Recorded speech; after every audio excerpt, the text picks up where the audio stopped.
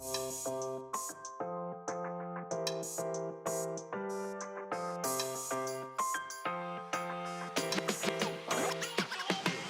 was our first semester at CBS. That's where Matt and I met. It was during orientation. And really one of the first things that we bonded over and became friends over was our shared love of coffee. Pretty soon, all we could talk about was the idea of starting our own cold brew coffee brand. We really started to put some serious thought into it second semester in our entrepreneurship classes.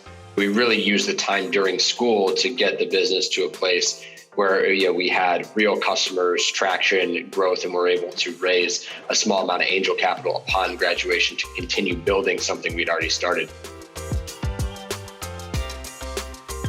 75% decrease in coffee consumption at the office this year versus last year, perhaps obvious. 50% decrease in coffee consumption at cafes and coffee shops. That has led to a pretty sizable increase in at-home coffee consumption. The key trend that we're seeing is more people buying not just coffee, but groceries online. What we have heard is the online grocery behavior has increased, has traveled about 10 years worth of distance in a 10-month span. And while some of that will erode, once we get through this pandemic, a lot of those behaviors will stick around.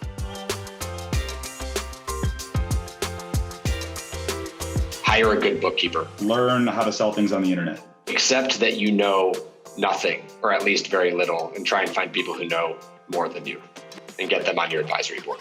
Proofread your packaging before you send it to print. Figure out that thing that only you can do and try not to do anything but that thing. Hire people to do those other things. Don't wait too long to hire people. Talk about what you're doing with anyone who will listen. Ask for advice from a lot of people, but don't feel like you need to take all of that advice. Keep a journal.